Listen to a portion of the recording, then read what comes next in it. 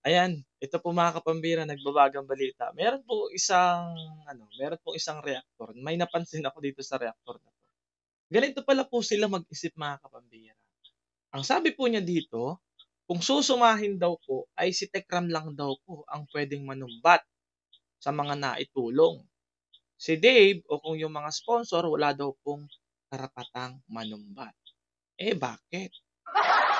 Bakit si Tekram lang yung puwedeng manumbat? Bago po 'yan, sa mga mga kapambira, welcome po sa ating live mga kapambira. Sa mga 'di pa nga po nakakapag-subscribe sa ating channel, ito po yung ating bagong channel na Sangrio, 'yan po yung aking apelyido mga kapambira.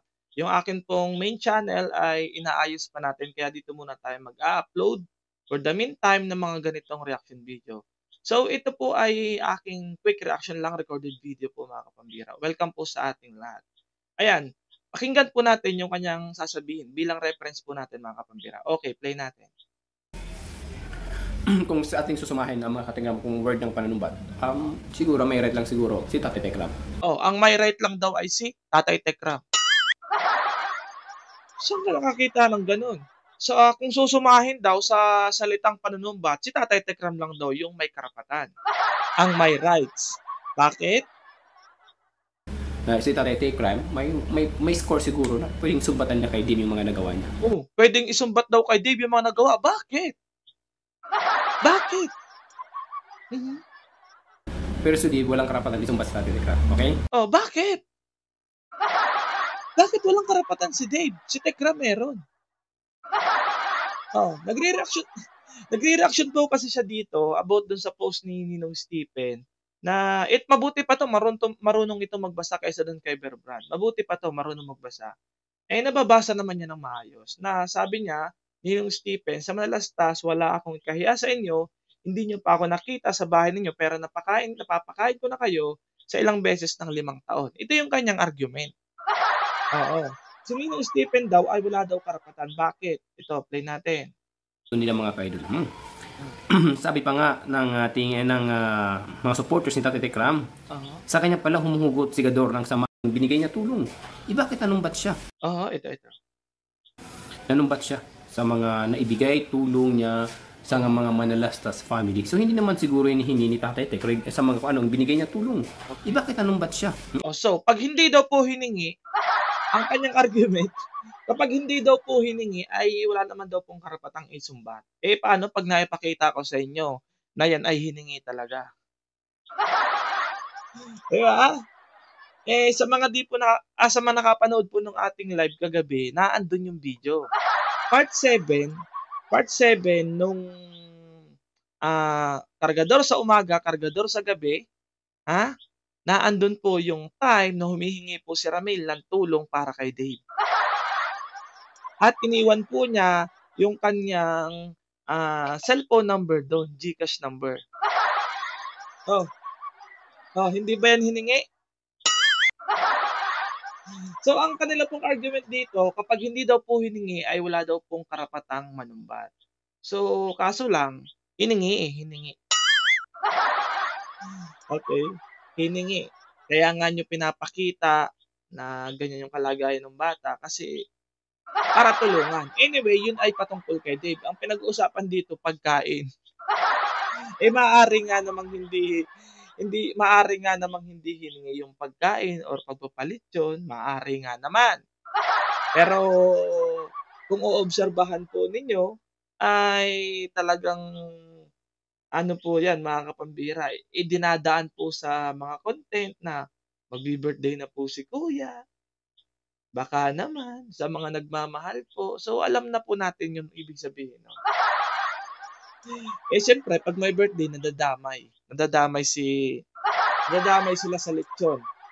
So possible na dun pa lang yung word na pagpapakain, naandun na yun, belong na yun dun, yung sinasabi ni Ninong Stephen. So ang argument lang po niya dito mga kapambira, kapag hindi daw po hiningi yung isang bagay, wala daw pong karapatang manumbat, kaso nga lang hiningi talaga.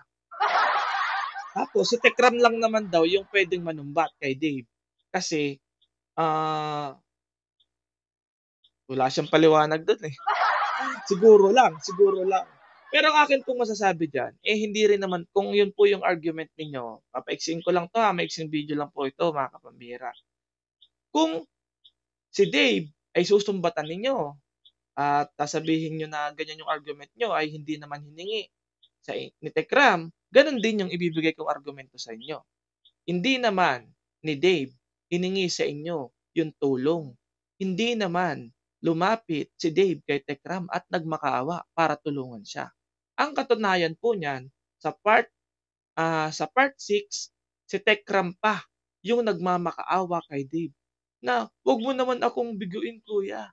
Ang sama naman ng ano, masama naman sa loob na hindi mo ako pagbibigyan. Naiparanas ko sa'yo yung pagmamahal ko sa'yo." Oh, nagmamakaawa siya kay Dave. Hindi si Dave ang nagmakaawa sa kanya para tulungan siya. Si Ramil ang nagmakaawa sa kanya para iparamdam yung pagmamahal daw. Hmm. Part 6 po yun. At ang sabi pa po doon, ayaw ko na po munang ipakita kasi masyado po silang mainit. Although kayang-kaya ko po sanang i-present sa inyo yung mga statement nilang yon. Kikwento ko na lang po. Ang sabi pa po niya doon, "Kuya Martin, tulungan mo akong makumbinsi si Dave." Ha? Kuya Martin, tulungan mo akong makumbinsi ha para maiuwi ko na to si Dave. Oh, naandun po yon sa part 6. Okay? Nandun po yun sa part 6. At yung paghihingi niya ng tulong sa mga sponsor, naandun sa part 7. Kargador sa umaga, kargador sa gabi. So, yun lamang po mga kapambira. Ayaw ko na pong pahabain. Short video lang po ito. Uploaded po ito sa ating channel na second channel, Sangrio. So, maraming salamat po mga kapambira. Mag-leave po kayo ng comment kung ano po yung inyong masasabi kung gaano po sila ka-unfair. Diba? Pag sila, pwedeng manumbat. Talagang rabas kung rabas, susumbatan yung bata. Pero pag sila na po yung nasusumbatan, ang dami na pong alibay. Ito po yung mahiwagang tanong. Mag-argumentuhan tayo. Hiningi ba ni Dave yung tulong sa inyo? Hindi yan hiningi sa inyo.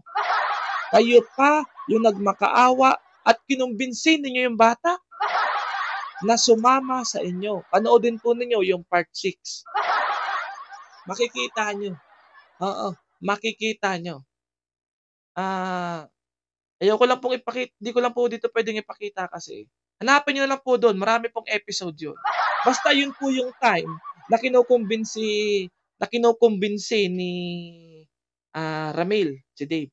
Oo, tapos umuwi siya ng luhaan, hindi niya naisama si Dave. Kasi matagal pong series yun. Maraming series bago niya natuluyang naisama si Dave. Okay, so yan lamang po mga kapambira. Maraming salamat po sa inyong pag-tune in, pa-like and share po mga kapambira. At mag-leave po kayo ng comment kung ano po yung masasabi nyo. Maraming salamat po. God bless po and see you on my next vlog. Bye-bye!